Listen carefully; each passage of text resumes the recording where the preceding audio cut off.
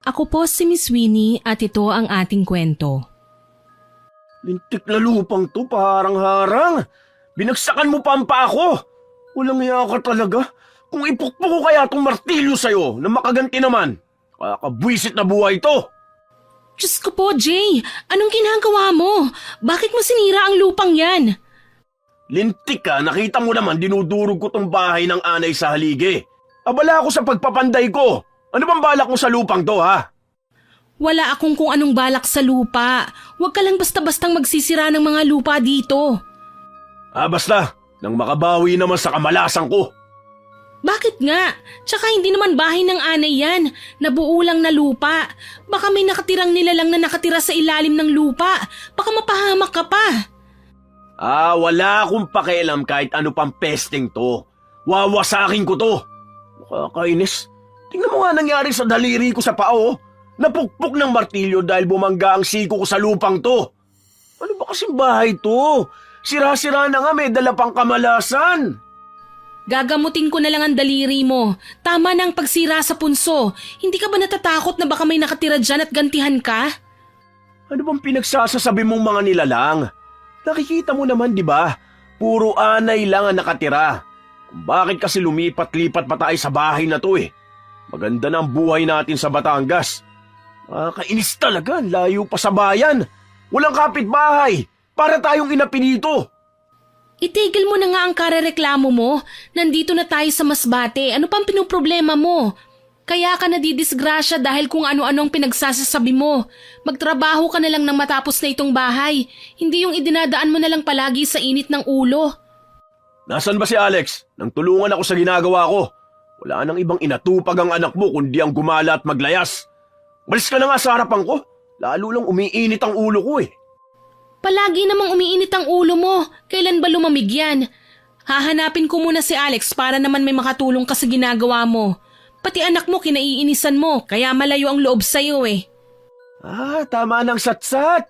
Hindi makakatulong yung bunganga mo para tapusin ang pagpapanday ko sa bulok mong bahay. Akmang hahakbang na sana si Isay nang bigla siyang tumigil dahil may narinig siyang sitsit. At kasunod ang paghagulgol ng iyak, matinis ang boses na parang nanggagaling sa lupa. Muli niyang tinignan si Jay, pero seryoso itong nagtutuwid na mga baluktot na pakong binunot nito sa haligi. Nagsalita ka ba, Jay? Hindi.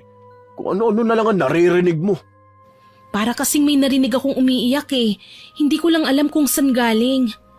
Sus, guni-guni mo lang yon. Sige na, punta mo na muna yung anak mo.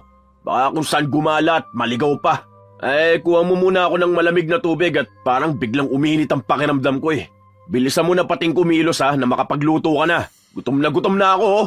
Nanginginig na mga kamay ko. Dala ng matinding pag-aalala, hinawakan ni Isay ang noo ni Jay. Naramdaman niyang malamig ito at pinagpapawisan. Nanginginig din ang kamay nito. Wala ka namang lagnat. Baka napagod ka lang. Magpahinga ka na lang muna. Mamaya mo na ituloy ang pagpapanday. Basta ikuha mo ako ng tubig. Dami mo sinasabi. Mainit ang pakiramdam ko at wala akong sinabing mainit ang katawan ko. Kaya palaging umiinit ang ulo ko sa'yo eh. Madalas kang kumukontra sa akin. Problema mo. Bakit ba kasi ang init ng ulo mo? Paano hindi iinit ang ulo ko? Masakit pa rin ang daliri ko sa paa. Idagdag pa ang walang kwentang katatanong mo.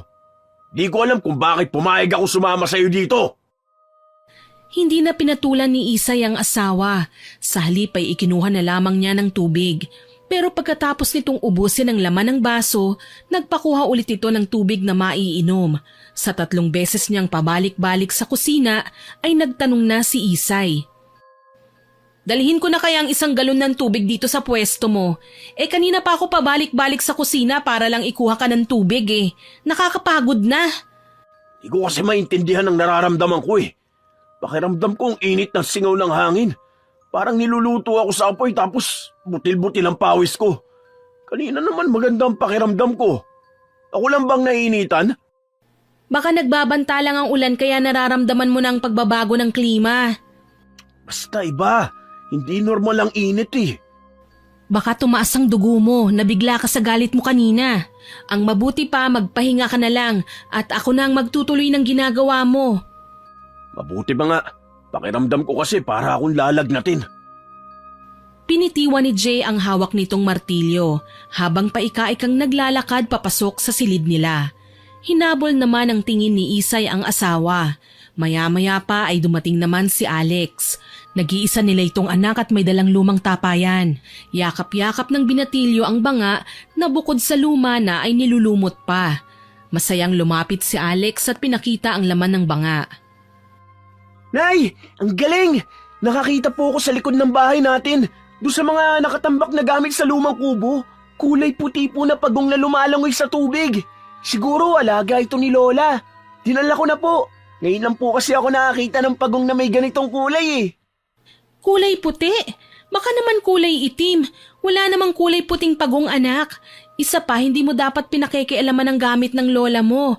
Alam mo namang albularyo ang nanay. Baka sa'yo pa lumipat ang masasamang enerhiyang nakuha niya noon. Tingnan niyo po kasi muna, Nay. Ganyan din po ang naisip ko kanina eh. Pero natukso po ako sa ganda ng pagong. Sigurado po kung kaiinggitan ako kapag may nakakita sa kakaiba kong alaga. Patingin nga. Ibaba mo muna kasi. Dito mo ipatong sa lamesa, sa tapat ng liwanag ng araw. Dali-daling nilapag ni Alex ang buhat nitong banga sa lamesa. Mabilis namang sinilip ni Isay ang pagong sa loob. Ganun na lang ang panlalaki ng kanyang mga mata nang makita ang puting pagong habang masiglang lumalangoy sa loob ng banga. Oh, ano pong masasabi niyo, Nay? Oo nga, kakaiba nga ito anak. Ay Diyos ko, baka may dala itong swerte. Aalagaan ko po ito, Nay. Baka po kasi may kapangyarihang taglay din ng pagong. Ano, Nay? Aalagaan po ba natin? Pero baka may lason yan anak. Ibalik mo na lang kaya kung saan mo nakuha. Para kasing nakakapagtaka ang kakaibang itsure. Paano kung hindi swerte at kamalasan lang palang dala? Nay naman, ang ganda po nitong alagaan saka ako lang po nagkaroon ng kakaibang kulay ng pagong. Hindi naman siguro mag-aalaga ng pagong si Lola kung kamalasan lang ang dala nito. Pero baka delikado, hindi tayo nakakasiguro. Eh, ang sigla nga po niyang lumangoy. Baka naman po ayos lang na alagaan ko siya. Sa akin na lang po ito, Nay. Baka matuwa pa nga si Lola eh. Bahala ka na nga, matigas ang ulo mo eh. Ilagay mo sa hindi matatabig ng iyong ama at baka basagin ng tapayan. Pati pagong ay patayin pa ng iyong ama. Nasaan po ba si tatay? Nasa kwarto namin, nagpapahinga at mainit na naman ang ulo. Bakas sa mukha ni Alex ang sobrang tuwa ng payagan ni Isay na alagaan ang pagong. Agad nitong itinabi sa punso na nasa silong ng kanyang kwarto. Ang saya ko po, Nay. May bago na ako nga alagaan. Basta kapag nahalata mong delikado sa'yo, itapon mo agad at pakawalan sa ilog. Hanggang ngayon ay hindi pa rin ako mapalagay sa pagong na yan. Dahil sa edad kong ito, ngayon lang din ako nakakita ng ganyang kulay ng pagong. Baka po sadyang inalagaan ni Lola. Ginagawa niyang libangan habang nangungulila sa inyo. Malay ko, hindi ko naman napapansin noon na mahilig silang mag-alaga ng pagong. Isa pa, madalas naman akong bumibisita sa kanila at wala akong nakitang pagong, kaya napaka-imposibleng. Huminto si Isay sa kanyang pagsasalita nang marinig niya ulit ang matinis na sitsit na parang nanggagaling sa punsong dinurog ni Jay kanina. Kasunod ng sitsit, ang kilabot na hatid ng malamig na hangin. Maya-maya pa ay nagsalita si Alex dahil napansin rin nito ang pagtatakang bumakas sa mukha ng ina niya.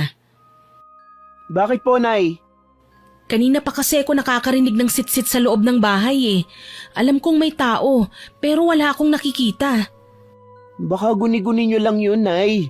Huwag na po kayo mag-isip ng kung ano-ano. Ganyan din ang sabi ng tatay mo kanina. Pero alam kong may narinig talaga akong mahinang boses na ang dating sa akin ay parang sitsit. Pakiramdam ko may tao sa bahay na ito eh. Mga nilalang na nakatira din dito. Nay naman eh. Nagsisitayuan ang mga balahibo ko sa katawan. Saka wala naman ako naririnig na sitsit. Ang liit naman po ng bahay ni Lola para tira ng marami. Ang tinutukoy ko ang mga nilalang na nabubuhay sa kabilang mundo. Kung hindi ka naniniwala sa mga laman lupa, katulad ng mga duwende, wag mo na lang akong pansinin. Dati kasi may mga naikwento sa akin ng lola mo tungkol sa mga halimaw na nakatira sa lupa na magaling mambarang ng mga taong nakakapanakit sa kanila. Pero baka imahinasyon ko lang talaga ang naririnig ko. Alam ko po na yung tungkol sa mga laman lupa, pero hindi pa po ako nakakakita ng uri nila. Pero sa lahat po ng kinatatakutan ko po yung duwending may kapangyarihan. Sikat sila kahit noon pa. Sus, dinagdagan mo talaga ang kwento ko. Sige na, bilisan mo at tulungan mo na lang akong linisan ang nagkalat na lupang sinira ng tatay mo. Palagi na lang pong mainit ang ulo ni tatay. Pati itong lupa na walang kaalam-alam pinagbalingan. Kawawa tuloy yung mga nakatirang anay na wala ng tirahan. Yumuko si Alex para ipunin ang mga nagkalat na lupa, pero natigil ito nang makitang kakaibang lupang nahawakan niya. Agad namang napansin ni Isay ang pagtataka sa mga mata ng anak. Oh, bakit? Para po kasing ang ganda ng loob ng lupa. Kulay puti at maraming mga nakapalamuting ugat na mga damo. Parang isang buong kwarto. Parang kurtinang gawa sa lupa. Tama na nga, kung ano-anong pinapansin mo sa durog na lupa Baka mabati ka pa. Dakutin mo na lang at itapon sa labas nang matapos na tayo dito. Hindi maipaliwanag ni Isay ang pagbundol ng kaba sa kanyang dibdib nang makita ang lupang dinurog ng asawa. Mabuti na lang at kalahati lang ng lupa ang nasira kaya nawala ang takot niya na baka hindi talaga ito bahay ng anay. Nang umalis si Alex sa kanyang harapan para itapon ang lupa sa labas ay bigla siyang nahulog sa malalim na pag-iisip. Sumagi sa kanyang isip ang mga kwento ng kanyang ina bago ito namatay sa sakit na leukemia. Maya-maya pa'y bumalik si Alex habang namumula ang mga kamay. Anong nangyari sa kamay mo? Hindi ko po alam, Nay. Para po kasing may kumagat na insekto sa kamay ko. Tapos nakaramdam ako ng pangangati. Ang bilis nga pong mamula, namamaga na rin po. Baka sa paghawak mo sa pagong na nakuha mo kanina, nakagat ka nang hindi mo namamalayan. Hindi ko naman po hinawakan yun. Doon lang po ito sa lupang dinakot ko kanina. Baka langgam lang po ang kumagat sa akin. Huwag niyo na po itong pansinin. Nawala naman na po ang pangangati. Medyo uminit lang po ang balat ko sa kamay. Hugasan mo na lang ng malinis na tubig. Baka anay lang ang nakakagat sa kamay mo. Sige na, magpalit ka na rin ng damit at pawis na pawis ka. Ano bang nangyayari sa inyong mag-ama at nagkakaganyan kayo? Nagmamadali naman na pumasok sa loob ng bahay si Alex para sundin ang utos ni Isay. Pagkalipas ng ilang minuto ay narinig naman niya ang malakas na sigaw ni Jay sa loob ng kanyang kwarto. Kaya't mabilis niya itong pinuntahan. Namimilipit ito sa sakit ng kamay nang makita niya.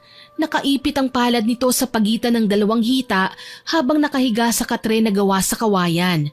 Pabaling-baling ito at hindi mapakali. Matindi rin ang hingal na parang tumakbo ng malayo. Umuungol din ito na parang asong umaalulong. Bilisan mo, Isay! Ikuha mo ako ng tubig! Ang sakit na mga kamay ko!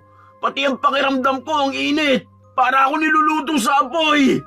Akala ko kaya kong tisin pero hindi talaga! Hintayin mo ako dyan at ikukuha kita ng tubig. Diyos ko, ano bang nangyayari sa inyo? Bilisan mo, Isay! Ang sakit na ng kamay ko! Gusto ko ng tubig! Oo, konting tiis lang muna. Alex, anak, ikuha mo nga ako ng tubig. Bilisan mo. Damihan nyo at ibuhos nyo sa buong katawan ko! Abay, hindi pwede. Alam mo namang pagod ka sa maghapong pagpapanday ng bahay natin. Makalagnatin ka. Wala akong pakialam. Basta gawin nyo na lang ay inuutos ko. Sobrang init ng pakiramdam ko. Parang may apoy na nakatutok sa higaan ko. Alisin niyo ako mo at ang kailangan ko tubig. Lalong nagsisisigaw si Jay nang mapansing medyo mabagal ang kilos ni Alex. Hindi rin ito napapansin na namamagana ang kamay ng anak. Halos hindi makapagsalita si Isay sa nakikitang itsura ng asawa. Maging siya ay hindi rin mapakali. Parang may nararamdaman din siyang mabigat na enerhiyang nagmumula sa asawa. Tatayo ka na lang ba dyan? Sige na, ibuhos mo ng tubig sa katawan ko. Init na init lang pakiramdam ko Bumangon ka muna dyan. Mababasa ang kumot natin at unan. Masama na nga ang pakiramdam ko, dami mo pa sinasabi. Kung sipahin kaya kita dyan at ikaw ang lutuin ko sa apoy, ha? Tapos kapag humingi ka ng tubig, tatayo lang ako, ano? Ah, ganun ba? Sige, bahala ka sa buhay mo. Ibubuhos ko na itong isang timbang tubig na ito. Ibinuhos ni Isay ang kalahating timbang tubig sa nakahigang asawa. Pero lalo itong napasigaw at naglulukso sa ibabaw ng katre. Halata sa lalaki ang matinding init na nararamdaman, lalo na at naghubad na rin ito ng kasuotan. Ilang saglit pa ay bigla itong tumigil at naluluhang bumalik sa pagkakahiga. Hindi pa ito nasiyahan at talagang inubos pa nito ang natitirang laman ng tubig. May mga limaw yata ang bahay ng mga magulang mo, Isay. Ang mabuti pa umalis na lang tayo dito. Hindi magandang nararamdaman ko sa lugar na to. Paano? Naipagbili na natin ang lupa at bahay natin sa Batangas. Nabawasan ang perang pinagbentahan sa bahay dahil nagamit na natin sa pagpapalibing kay nanay. Baka naman may kumagat lang sa'yo na insekto. Lilipas din yan. Gumawa ka ng paraan. Masyado na masakit ang kamay ko at ang init ng pakiramdam ko. Ngayon naman hindi ko mapigilan ang panginginig ng buo kong katawan. Imposibleng insekto lang to eh. Ipinakita ni Jay ang namamaganyang dalawang kamay kay Isay. Ganun na lang ang takot ni Isay nang makitang mapula at nangingitim ang kuko ng asawa. Ipinakita rin nito ang maitim na bukol sa paa na nahulugan ng martilyo. Hindi kaya may nasaktan kang duwende? Tigilan mo na nga ang kakasalita ng kababalaghan. Para ka lang tanga. Walang katotohanan ng mga pinagsasasabi mo. Mabuti pa, ikuha mo na lang ulit ako ng tubig para mabawasan ang init na nararamdaman ko. Bakit hindi ka pumunta sa ilog at doon ka magbabad? Nakakapagod magbuhat ng tubig pagkatapos ay itatapon mo lang. Wala ka bang kilalang albularyong pwedeng gumamot sa akin? Meron, kaya lang malayo ang bahay dito eh. Kaibigan ni nanay si Lolo Beboy, ang nag-iisang manggagamot sa baryong ito. Pero kung hindi ka naniniwala sa kakayahan niya, huwag ka na lang magpagamot dahil masasayang lang ang oras ng matanda. Wala akong pakialam sa mga pinagsasasabi mo. Punta mo siya, isama mo si Alex.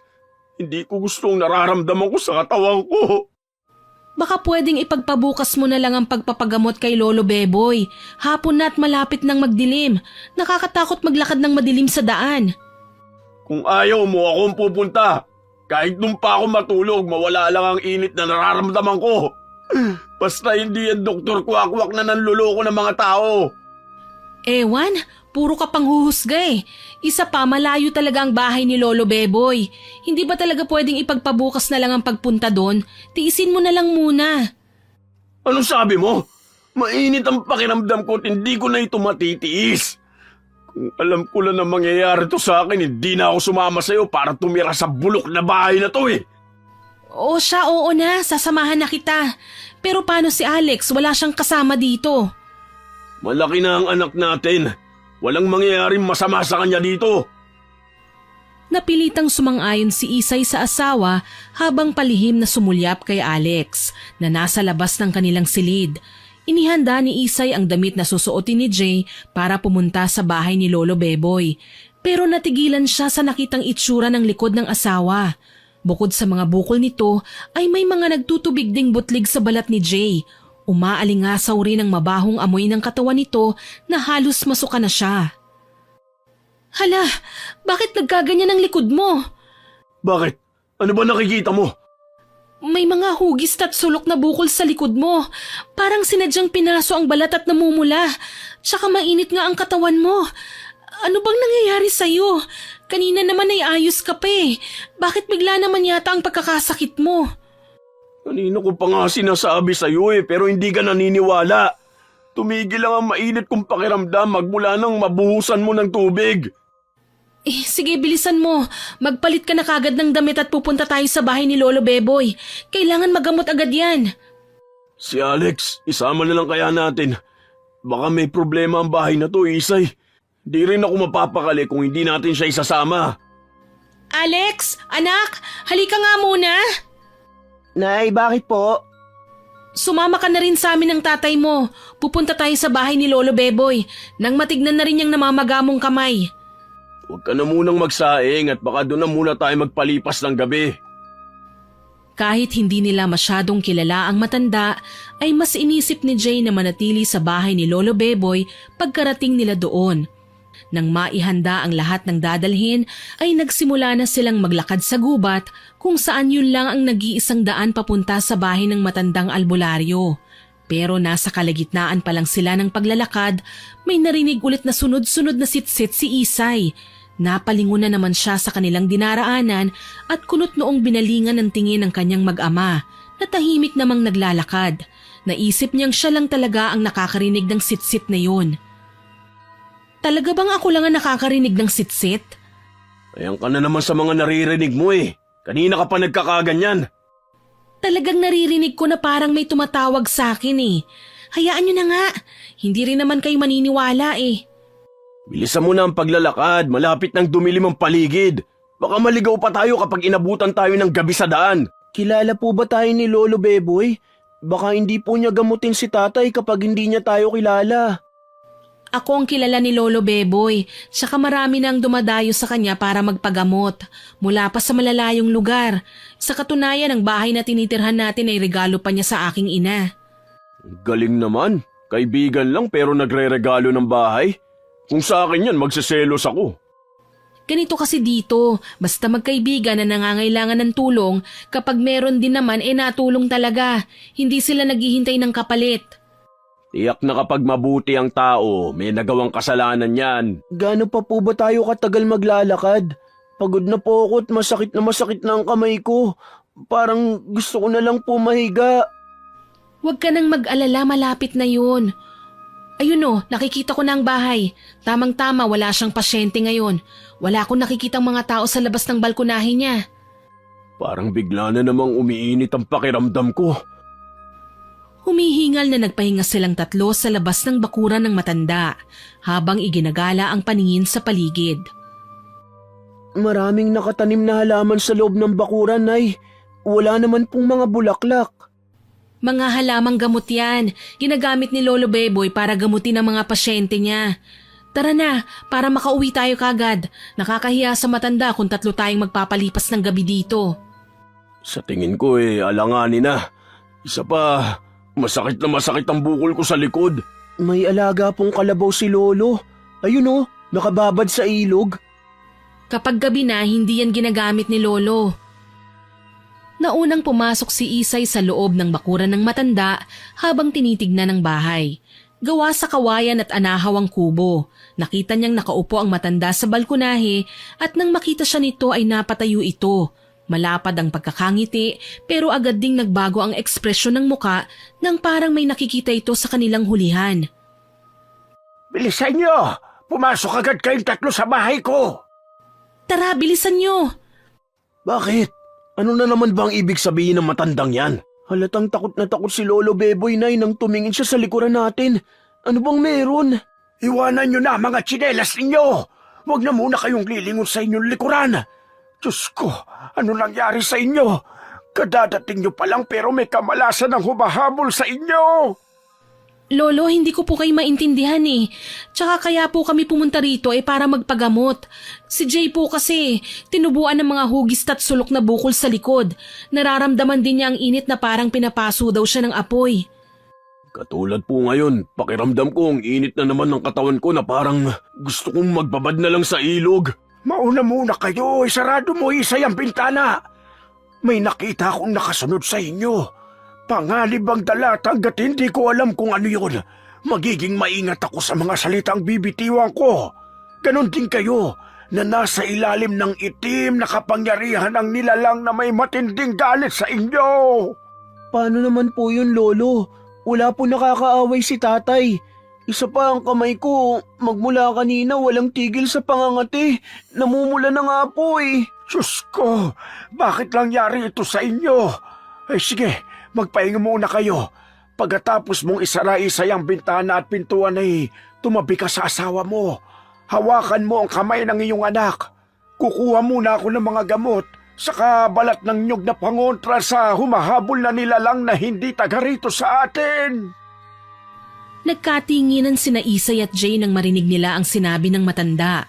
Nagtataka man ay naging sunod-sunuran sila kay Lolo Beboy dahil baka sa mukha nito ang matinding takot at pag-aalala. Ilang saglit pa ang lumipas ay bumalik na si Lolo Beboy. May mga dala itong mga dahon ng halaman at balat ng nyog. Tarantay itong naghanda ng mga gagamitin sa panggagamot habang inilalapag sa lumang lamesa. Tulungan mo ko, Isay. Kailangang malagyan natin ng gamot ang mag-ama mo. Saka ko na lang ipaliliwanag sa inyo kung ano ang mga bagay na nakita ko habang naglalakad kayo papunta rito. Kumuha ka ng posporo sa kalang ko, Isay, at pagkatapos ay hawakan mo ulit ang kamay nila. Nang maihanda nila ang mga gagamitin, ay lumuhod ang matanda sa sahig na yari sa kawayan. Sinabuyan niya ng asin ang silong ng kubo. Ano na pong susunod nating gagawin? Mainit na naman ang pakiramdam ko, Isay. Para ako napapaso. Ang kamay ko po, Nay, parang unti-unting sumisikip.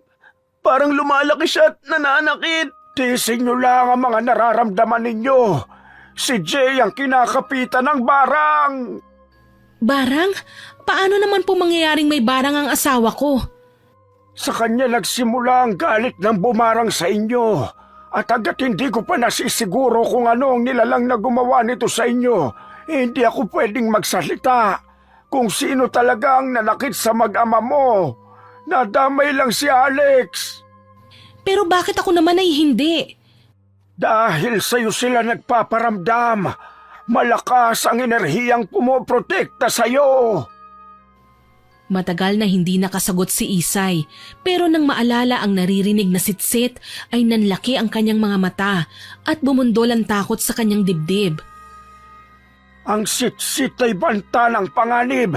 Kung tama ang hinala ko, batay sa reaksyon ng mga mata mo, Isay, nakakarinig ka ng mga sitsit. Opo, tama po kayo. Ako lang ang nakakarinig nun. Kung ganon, sa'yo kumapit ang barang na utob sa mga may kakayahang kontrahin ang barang. Pero sa ngayon, kailangan ko munang unahing gamutin si Jay para mapigilan ang malakas na kapangyarihan ng mambabarang. Ay, salamat naman. Akala ko magkukwentuhan na lang kayo ng mahaba eh. Tay, Kung ganon, masama pala ang ugali ng asawa mo, Isay. Kaya hindi nakakapagtakang siya agad ang pinuntirya. Kung ako lang ang masusunod, hindi ko siya gagamutin. Dahil ang mga nararamdaman niyang sintomas sa katawan ay indikasyong sa kanya nag-umpisa ang lahat. Gamutin niyo na ako kung gagamutin niyo pa. Talagang masama lang ang pakiramdam ko at hindi ako makapag-isip ng mabuti. Nakakainis. Bakit kasi ako pa eh? Pasensya na po, Lolo. Sige na, ituloy niyo na po ang panggagamot sa asawa ko habang hawak ko ang kamay niya. Hubaran mo siya ng damit, saka paupuin malapit sa sinisindihan kong balat ng niyog. Pagkatapos, ano na po ang sunod kong gagawin? Jay, itapat mo ang kamay mo sa usok na nagmumula sa balat ng niyog. Sandali kang pumikit at isipin mong mabuti kung ano ang mga bagay na nagawa mong mali. Ganun na nga ang ginawa ni Jay pero hindi yun nagtagal dahil bigla itong natumba sa kinauupuan at nagkikikisay sa sahig. Nataranta si Lolo Beboy. Halos hindi makahinga si Isay nang makitang unti-unting tumitirik ang mga mata ng asawa at naninigas pa ang panga. Bumubula rin ang bibig nito pati ang mga daliri sa kamay ay bumaluktot dahil sa paninigas. Nay, Lolo, ano po nangyayari kay tatay? Bakit siya nagkakaganyan? Walang balak ang mambabarang na alisin ang barang niya. Matindi ang kanyang galit sa ginawa ni Jay. Imbis gumaling ay mas lalong lumala ang kalagayan ng asawa ko. Lolo, ano na po ang gagawin natin? Bantayan mo si Jay. Lalabas lang ako sandali para itaboy ang mga nilalang na nakasunod sa inyo. Kailangan nating mapaalis sila sa paglibot ng bahay para hindi maramdaman ni Jay ang matinding init ng kanyang katawan. Bumaba ng hagdan si Lolo Beboy dala ang sinindihang balat ng nyog. Pagkatapos ay naglakad ito sa palibot ng bahay habang umuusal ng kakaibang orasyon. Kasderina Ibergiro Kinimburko Hasin-Hasin. Isay, buhusan mo ng tubig si Jay. Kaya siya nagkakaganyan dahil hindi niya kinakaya ang mainit niyang pakiramdam. Alex, ikuha mo ako ng tubig, bilisan mo. Opo, Nay. Pero ang sakit na po ng kamay ko, hindi ko kaya magbuhat. Tiisin mo na muna anak, nakikiusap ako. Hindi ko kaya ito mag-isa. Halos madapa si Alex sa pagsunod sa utos ni Isay. Pumasok lang ito saglit sa kusina at pagbalik ay dala na niya ang isang pitsyel na may lamang tubig. Dahan-dahan ninyong ibuhos sa noon ni Jay ang tubig. Tatapusin ko lang ang ginagawa ko dito sa labas at magsisimula uli ako sa panggagamot sa kanya.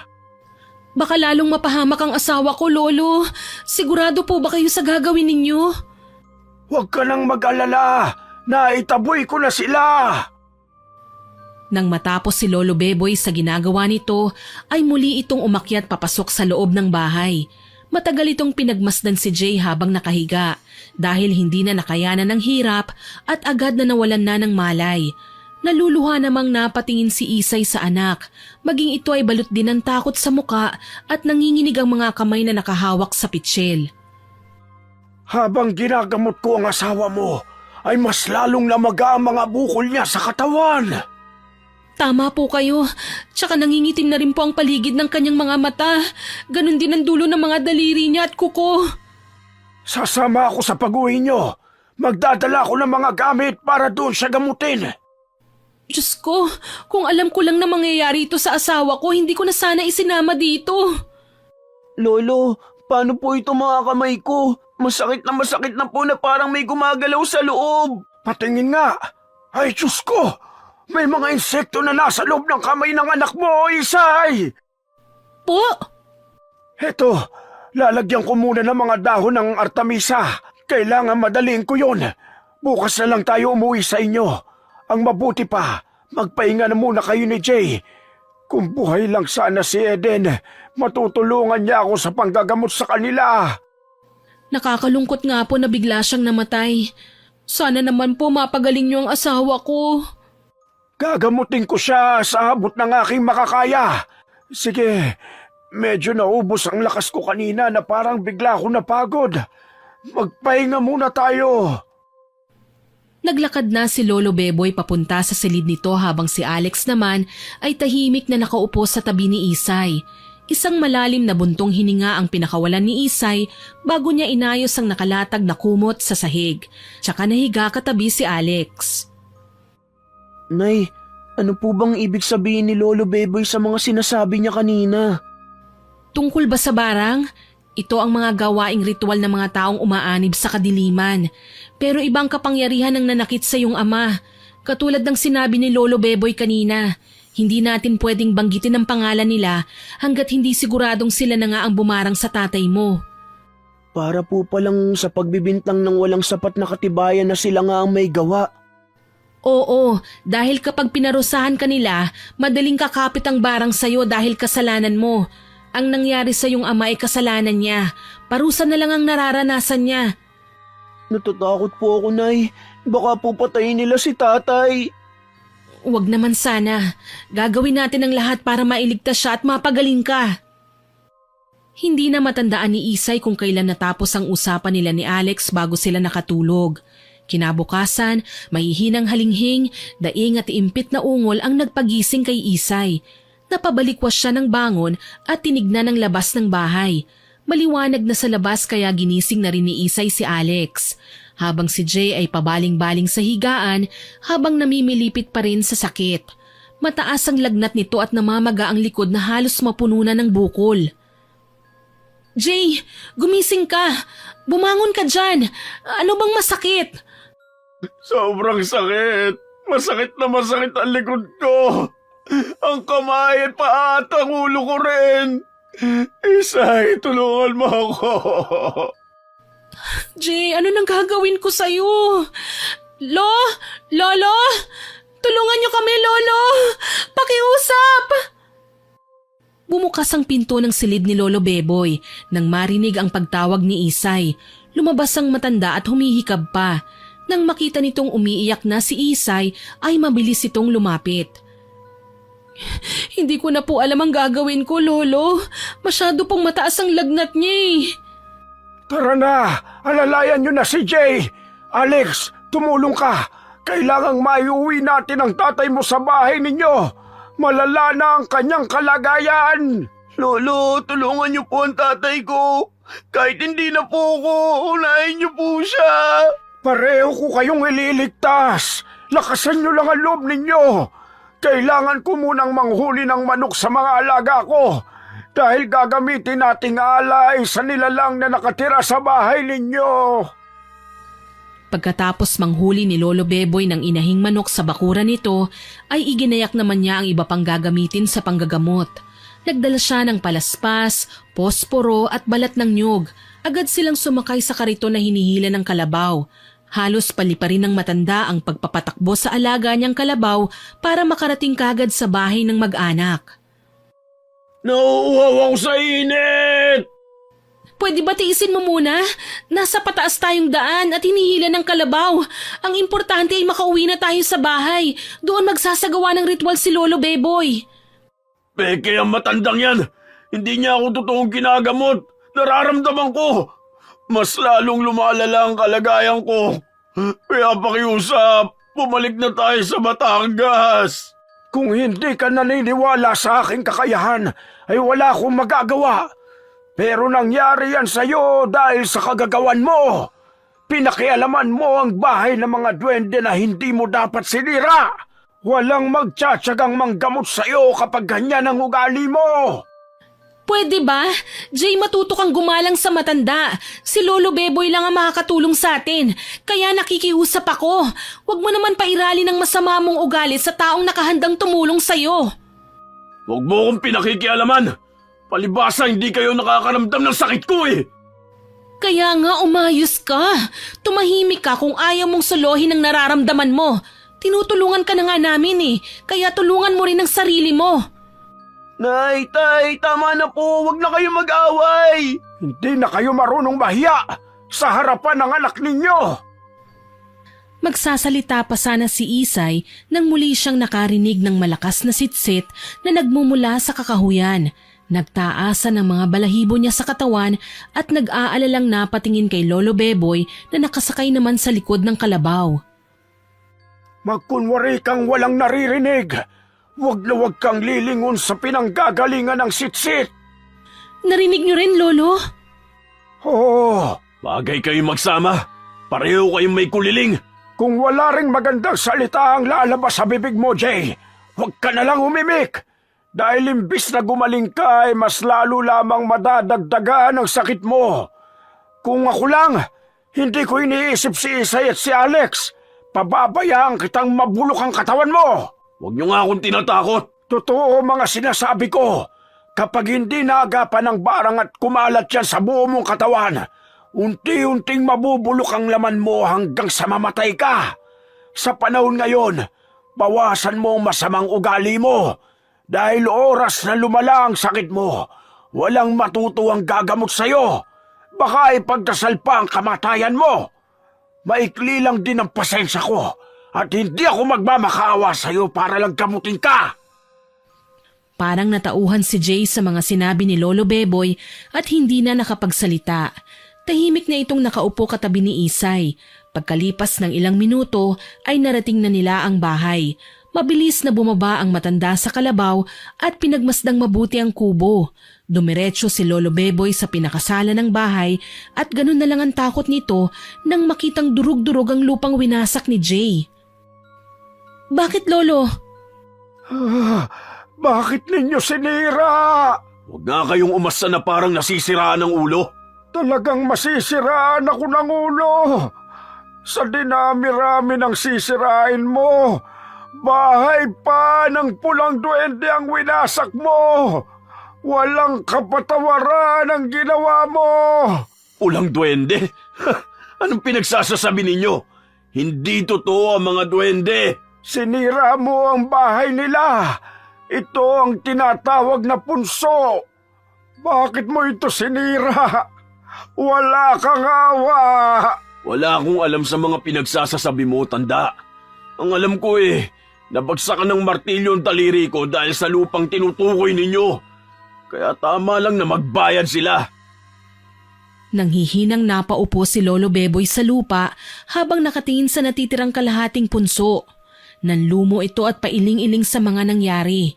Binalot naman ng pag-aalala si Isay habang nakatingin sa kanyang mag-ama. Naaalala niyang nagsimula ang mga nararamdaman ni Jay nang sinira nito ang punso. Kung bahay po ng duwendeng sinira ni Jay, nangangahulog ang nasa panganib ang asawa ko. Hindi lang si Jay, pati ang anak ninyong si Alex, nasa panganib na rin siya. Namatay ang anak ng duwende, kaya malabong mapatawad nila kayo. Pero bakit ako lang ang hindi nila masaktan? Ako na lang po sana, wag na ang anak ko. Dahil sa gabay ng nagbabantay sa'yo na iniwan ng iyong ina, kaya protektado ka ng kanyang kapangyarihan kahit wala na siya. Kailangang makausap natin ang duwendeng mambabarang na nakatira dito para bawiin ang parusa. Tigil-tigilan nyo na nga ako sa mga kwento nyo.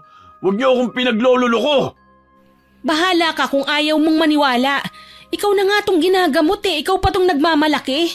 Kung hindi ka mahalaga sa amin ng anak mo, mas gugustuhin ko pang pabayaan ka na lang dahil sa sama ng ugali mo. Huwag na muna tayong magtalo-talo. Kailangan ng alay ng dugo ng manok sa palibot ng punso para makipag-usap sa duwende. Pero nararamdaman kong wala sila rito. Pansamantala nilang iniwan ang kanilang tirahan. Paano na po si Jay pati na ang anak namin? Maghihintay pa po ba kami ng pagbabalik ng duwende para lang bawiin ang barang? May isa pang paraan. Sa gubat, may puno ng balite kung saan dun madalas magpulong ang mga duwende.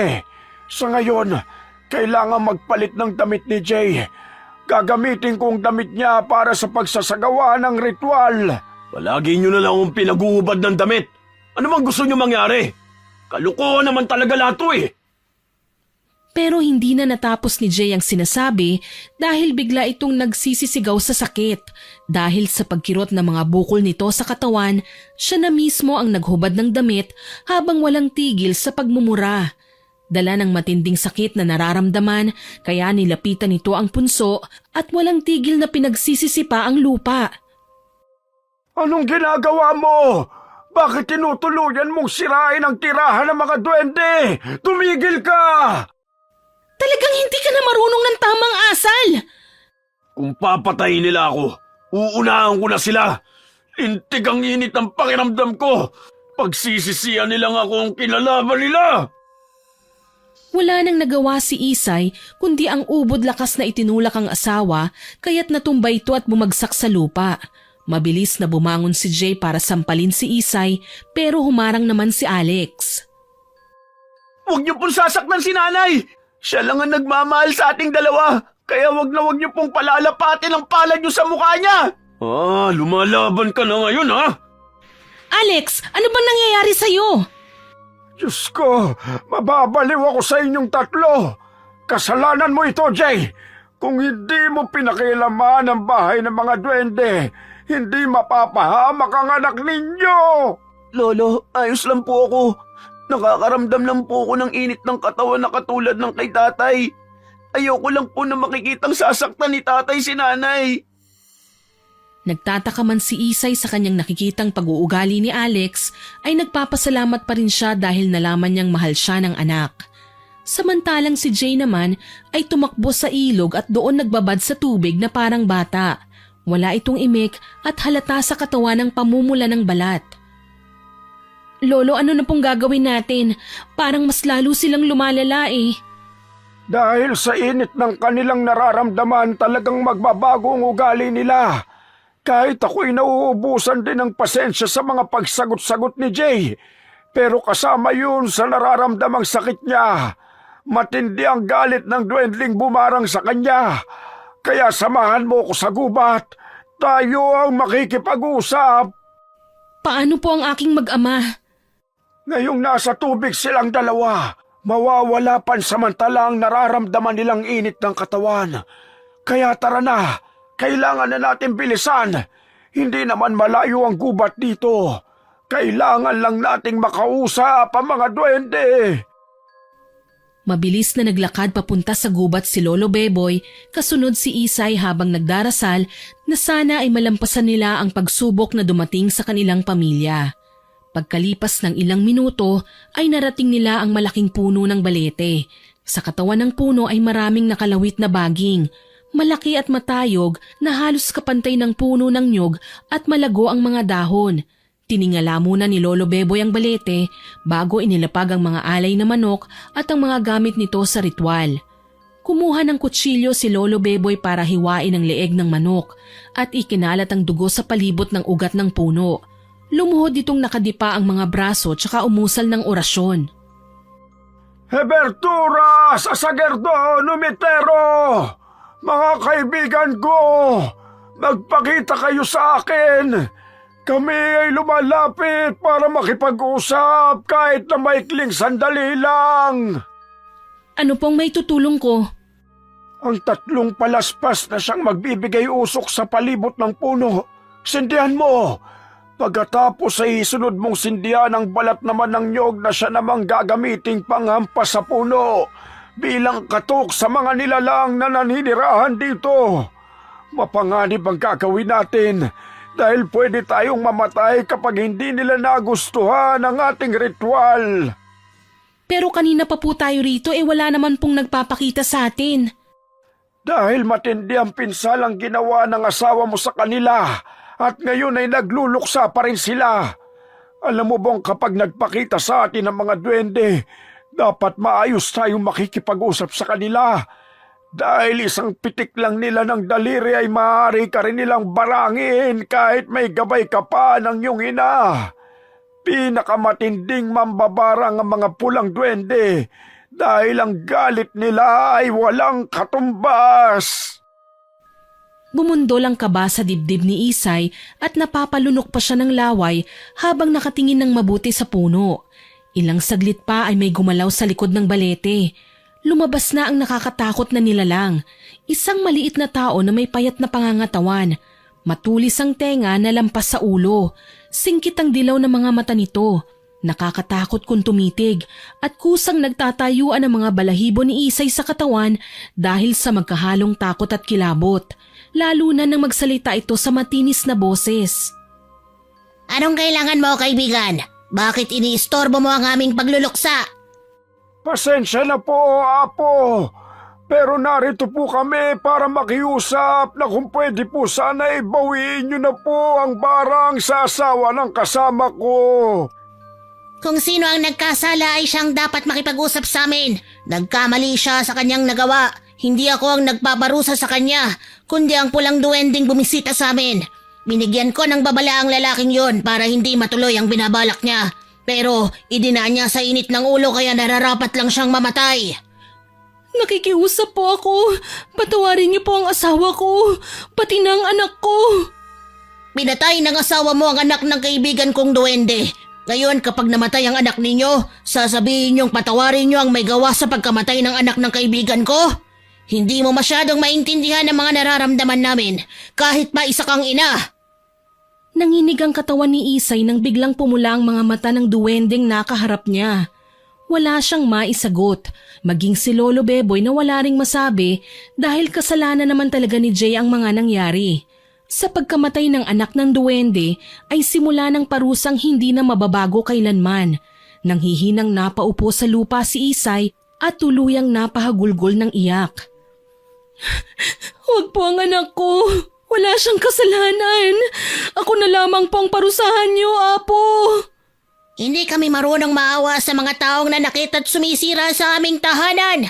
Alam niyo yan, kayo ang nagkaroon ng pagkakataon na mabuhay sa mundo ninyo. Kaming nagtatago ay nakukuha niyo pa ring hanapin para pakialaman. Pues hanggat hindi naiintindihan ng asawa mo ang nagawa niyang kasalanan, walang dahilan para bawiin ang barang sa kanya. Nakikiusap po ako, Apo. Huwag mong sirain ang tiwalang ibinibigay ko sa iyo, Beboy. Parusahan ang dapat parusahan. Wala na akong magagawa pa. Hindi na ako makikipagkita sa inyo. Si Pulang Duwende lang ang magpapasya dahil siya ang nawala ng anak. Naglakad ang duwende papunta sa likod ng puno ng balete kaya nawala na ito sa paningin ni Isay. Mas lalong lumakas ang iyak niya nang makita ang malungkot na mukha ni Lolo Beboy.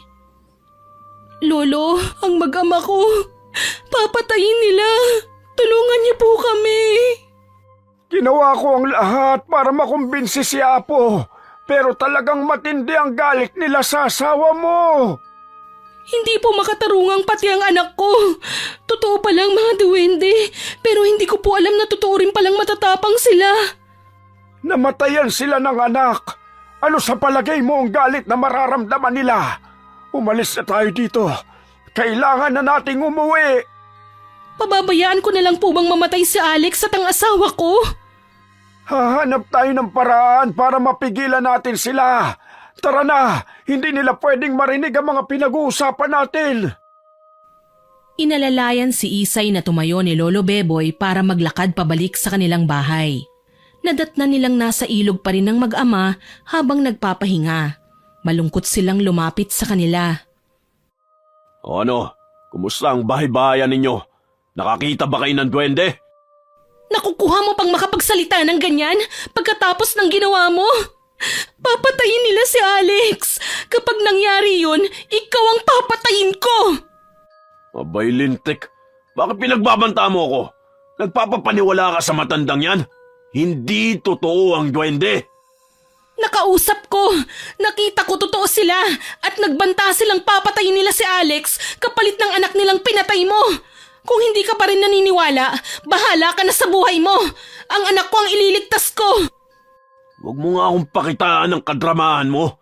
Kung sino man ang dapat nasisihin dito, walang iba kundi ikaw. Dahil dinala mo ko sa pesteng lugar ninyo. Ang pesteng ugali mo ang totoong naglagay sa kapahamakan ng pamilya mo. Isa ka pa! Hindi ka naman totoong albularyo. Nagpapanggap ka lang. Makaalis na nga. Suluhin ninyo ang kwento ninyo. Baka makalimutan ko pang matanda ka, mawalan pa ako ng galang sa'yo. Pagsisisihan mo ang ginawa mo. Alis na rin ako, Isay. Hindi na ako makikialam para gamutin ang asawa mo. Sa susunod na atakin si Jay ng duwending bumarang sa kanya, susuka siya ng insektong magdadagdag sa paghihirap niya. Saka nyo sabihin hindi sila totoo. Hindi nakasagot si Jay sa mga sinabi ni Lolo Beboy. Wala man lang bakas ng pagsisisi sa mukha nito. Sa halip ay isang nakakalokong pagngisi ang isinukli nito. Samantalang si Alex naman ay nanatili lang na nakababad sa ilog at nakatingin sa ama nito. Hanggang kinagabihan ay hindi na nagsalita pa si Isay. Nakikiramdam siya sa mga galaw ni Jay. Tuluyan na ring hindi na tumulong si Lolo Beboy sa kanila dahil sa masasakit na salitang binitiwan ni Jay sa matanda. Pesteng buhay to. Bakit ba ganito ang pakiramdam ko? Magpatulog ka at huwag kang mandamay sa pagdurusa mo. Kung hindi mo sana pinagsalita ng masakit si Lolo Beboy, nandito pa sana siya para gamutin ka. Kung gusto mo, edi ikaw magpagamot sa kanya. Hindi ako nagpapapaniwala sa mga duwende na sinasabi ninyo. Bukas dali mo ako sa pinakamalapit na pagamutan. Doon ako magpapatingin.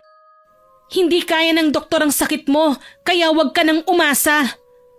Ang sabihin mo, tinatamad ka lang. Kung ano-anong isinasaksak mong paniniwala sa utak mo, kaya ka nagkakaganyan. Inis na bumangon si Jay para lumabas ng bahay. Naiwan si Isay na panay ang buntong hininga at tuluyang nawala ang antok. Ilang saglit pa habang nakatingin siya sa bubong ay bigla siyang nakarinig ng mga sigaw. Boses yun ni Alex na parang nasasaktan. Dali-dali siyang bumaba ng katre para puntahan sa kabilang silid ang anak. Pagdating niya doon ay nasa tabi nito si Jay na hinihilot ang kamay ni Alex. Nay, ang sakit po ng kamay ko. Tapos sobrang init ng pakiramdam ko. Patingin nga anak. Kung ano-ano kasing inaatupag mo. Nilalagnat na ang anak natin pero ikaw kalmado ka pa. Huwag mo sa akin ibunto ng sisi. Alam mong sa'yo nagsimula ang lahat ng ito. Nay, tay, wag na po muna kayo mag-away. Lalo pong sumasakit ang kamay ko eh. Saka nasusuka na rin ako. Hindi pa natatapos ni Alex ang sasabihin nito ay sumuka na ito sa higaan. Nag-aalalang napatayo si Jay para kumuha ng planggana at tubig sa kusina. Pagbalik nito ay may dala ng tela na halos nanginginig pa ang kamay ng ibaba ang mga dala. Ang sakit! Nay, hindi ko na kaya. Tulungan niyo ako. Bakit ako kailangan parusahan nila? Wala po akong kasalanan. Hindi ko na rin alam, anak. Diyos ko, tulungan niyo kami. Ano bang nangyayari sa anak ko? Tay, ang sakit po ng kamay ko! Habang namimilipit sa sakit ng kamay, ay patuloy pa rin sa pagsusuka si Alex. Habang mauubusan ng hininga si Isay habang pinanonood ang paghihirap ng anak. Hindi na namalayan ni Isay na tumutulo na pala ang kanyang luha. Jay, nakikita mo ba ang nangyayari sa anak natin? Kumilos ka na! Papatayin talaga nila ang anak natin! Paano? Anong gagawin ko? Parang gusto ko na maniwalang totoong sinasabi ng matandang yun. Para kasing napaka-imposibleng may duwende sa mundong to. Maluhaluhang hinaplos ni Jay ang kamay ni Alex na panay pa rin ang pagsusuka hanggang tumirik na ang mga mata nito na lalong nagpakaba kay Isay. Diyos ko! Ang anak natin! Dali na natin siya sa ospital. Baka sakaling matulungan tayo doon. Si Lolo Beboy, siya lang talaga ang makakatulong sa atin. Base sa mga naging obserbasyon ko kanina, si Lolo Beboy ang nag-aalaga sa mga duwende. Humingi ka ng tawad sa kanila. Pakiusap, maniwala kang totoo sila. Magpapakita sila sa'yo at magmamakaawa tayong pagalingin na ang anak natin. Paano kung hindi na nila ako matanggap? Papatayin ba nila ang anak natin? Hagulgul lang ang isinagot ni Isay sa malungkot na tanong ni Jay. Halata sa kanyang asawa na unti-unti na itong naaapektuhan ng mga sinasabi ni Isay. Ilang saglit na pagsusuka ni Alex ay lumabas naman ang mga buhay na anay na lalong nagbigay ng takot sa mag-asawa. Isay, isampa mo sa likod ko si Alex. Hihingi na tayo ng tulong kay Lolo Beboy. Masamang-masama na po ang pakiramdam ko. Hindi ko po kayang sumama sa inyo. Pero kailangan mo nang magamot, baka lalo ka mapahamak. Hindi na po babawiin ng mga duwende ang mga sinabi nila kay nanay. Nararamdaman ko pong ako talaga ang kukunin nila kapalit ng anak nilang namatay. Kung naging maagap lang po ang paghingi nyo ng tawad, hindi na po tayo aabot sa ganito. Bumakas sa mukha ni Jay ang matinding pagsisisi sa mga nagawa nito. Dumampot siya ng tela at pinunasan ng tubig ang buong katawan ng anak. Tahimik itong napaluha. Kitang-kita ni Isay ang panginginig ng kamay ng kanyang asawa. Maya-maya pa ay dumating si Lolo Beboy. Humahangos itong may dala ng lumang gasera sakay ng kalabaw nito. Humihingal ang matanda sa paglapit sa kanila. Suot ng matanda ang kulay pulang damit na pangunahing kontra sa duwende. Bukod pa ron ay may dala pa itong 3 pulang t-shirt. Salamat po, bumalik kayo. Para ko na rin kayong pamilya. Hindi ko kayo maaaring tiisin at pabayaan. Kailangang may gawin ako para hindi ako magsisi sa huli. Sige na, isuot ninyo itong mga dala kong pulang damit. Para saan po ito? Pansamantala niyang pipigilan ang pagkapit ng barang sa katawan nila. Matagal ko ng kaibigan ng mga duwende at nakahanda akong kalabanin sila para lang mailigtas ko ang dalawang ito. Kahit may katigasan ng ulo si Jay at may kasamaan ng ugali, hindi pa rin tama na buhay ang hingin nila sa kasalanang hindi naman sinasadyang gawin. Nahihiya po ako sa ginawa ko sa inyo. Patawarin niyo ako kung hindi agad ako naniwala. Pagkatapos kong pagsalitaan kayo ng masakit, nandito pa rin kayo at tinutulungan kami. Nakikiusap po kaming wag po kayong sumuko. Hindi mo dapat sa akin sinasabi yan. Doon sa mga duwending nagawan mo ng kasalanan. Kaya ang pagiging mainitin ng ulo ay wala talagang magandang magagawa yan. Magdudulot lang ng kapahamakan sa pamilya. Pagkatapos niyong isuot ang damit ay magsasagawa ako ng ritual para pigilan sila sa mga gagawin pa nila sa inyo. Paano po, Lolo? Malakas ang kalaban natin. Walang imposible sa kakayahan ng bertud ng pagong. Kung alam niyo pa kung saan nakatabi ang puting pagong na alaga ni Eden, siya ang mabisang pangontra laban sa kapangyarihan ng barang ng duwende. Natatandaan ko po may nakuhang pagong sa tapayan si Alex at itinabi niya sa haliging katabi ng punso. Hindi pwedeng magtabi ang bertud ng pagong at punso. Mas lalong lalakas ang kapit ng barang. Nasaan ang tapayan? Naunang lumabas sa kwarto si Isay bago sumunod si Lolo Beboy para ituro ang pinaglalagyan ng bertud. Sinilip nila yon sa silong at ganun na lang ang pag-aalala ng matanda nang makita ang tapayan. Nagmamadaling kinuha nito ang banga at dinala sa kwarto ni Alex. Inilapag yon ng matanda sa katre malapit sa binatilyo. Si Isay naman ay nananatiling nakatingin habang dinudukot ng matanda ang pagong sa loob. Ikaw, Isay, ang may kakayahang gumamit nito. Ako lang ang gagabay sa'yo. Dahil sa'yo ito iniwan ng iyong ina. Bertud ng pagong? Pamilyar po sa akin dahil madalas na ikwento ni nanay ang tungkol sa kakayahan nito. Kaya lang ibang sitwasyon natin ngayon. Dahil kayo nagsimula ng kaguluhan. Ang hirap lumaban sa duwende na alam mong ikaw talaga ang totoong may kasalanan. Nakahanda po ako sa parusa nila. Huwag na lang pong idamay ang anak ko. Ang anak ang nawala sa kanila. Kaya anak mo rin ang kabayaran. Yan ang patakaran ng mga nilalang na may kakayahang mambarang. Ang magagawa mo lang ay ipakita sa kanilang totoo ang iyong pagsisisi. Nakatulog na po si Alex. Nakatulong po ang pulang damit na dinala ninyo. Kung ganun, pagpatak ng oras sa hating gabi magsisimula ang parusa nila para kay Jay.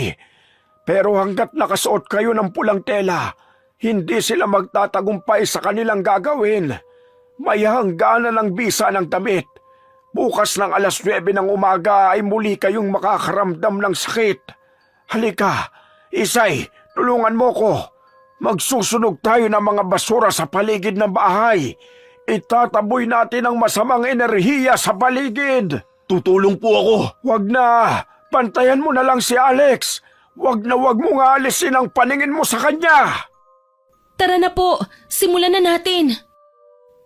Kahit gabi na at madilim ang paligid ng bahay, nagsimula ng ipunin ni Isay ang mga natuyong dahon. Pinagsusunog nila ito at panay ang saboy ng asin sa paligid. Kumuha na rin ng walis tingting si Lolo Beboy at inihahampas sa bawat dingding ng kubo. Si Isay naman ay may hawak na kulay puting pagong para ilibot sa buong bakuran. Maya-maya pa, ang mahihinang sigaw ni Alex ay mas lumalakas pa. Umiiyak na parang labis na nasasaktan. Kaya nagmamadaling tumakbo si Isay papasok sa kwarto ng anak. Bigla siyang nagising dahil umiinit ng masyadong temperatura ng katawan ni Alex. Ipinaligo ko na nga sa kanyang tubig na nasa palanggana. Tara na, Isay. Simulan na natin ang ritual. Ihanda mo ang lahat ng mga kakailanganin natin. Tutulong po ako, Lolo. Hindi na kailangan. Dahil sa oras na magsagawa na kami ng ritual, ikaw ang makakaramdam ng sakit. Kaya't lakasan mo ang loob mo. Sige na po. Ngayong naniniwala na si Jay sa atin, Lolo, mas madadagdagan na ang lakas ng ritual na gagawin natin dahil wala nang kumukontra. Oo, Isay. Sige na, magsindi ka na ng balat ng puno ng nyog sa malaking bao.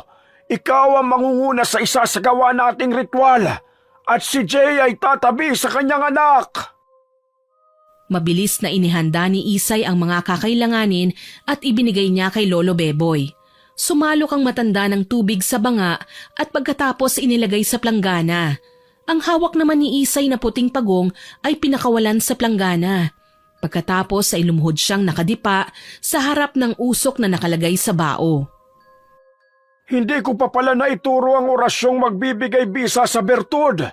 Ako na ang uusal at sasambitin mo naman ang Hercusis ng 3 ulit. Nakahanda po ako. Ipikit mo ang iyong mga mata at kahit anong marinig mo ay wag na wag mong imumulat ang mata mo. Makaririnig ka ng sitsit na mahirap iwasan. Ganon din ang pagwawala ng 2 apektado ng barang. Huwag ka pa rin magmumulat ng mata para sila ay tignan. Dahil magbabago ang kanilang itsura. Mawawala ng dugo na kagaya sa iyong ina. At mamamatay lang sila sa sakit na leukemia pero ang totoo, namatay sila sa barang ng duwende. Kung ganun hindi namatay ang aking ina sa sakit na leukemia, namatay siya habang nagsasagawa ng ritual? Saka ako na ipaliliwanag sa iyo. Ipikit mo ng mariin ang mga mata mo at pakinggang mabuti ang orasyon. Ayoko nang maulit ang pagkakamali ko noon. Gaspero de Mormoro el Pendo Servindon! Hercusis! Hercusis! Hercusis! Pagkatapos ang usok na nasa harapan mo ay hawiin mo ng iyong kamay para kumalat sa buong bahay. Huwag na huwag kang magmumulat ng mata. Kapag naikalat mo na ang usok, ilagay mo ang iyong mga kamay sa tubig na may pagong at muli mong sambitin ang salitang Hercusis ng 2 ulit. Saka mo ihilamos sa iyong katawan. Tama na! Itigil nyo na yan! Hindi ko na matis ang init! Pero hindi ako makagalaw sa aking kinatatayuan! Huwag kang titigil, Isay! Ituloy mo ang ginagawa mo! Sundan mo ulit ang sasabihin ko! Elemenur de Gia de Bero!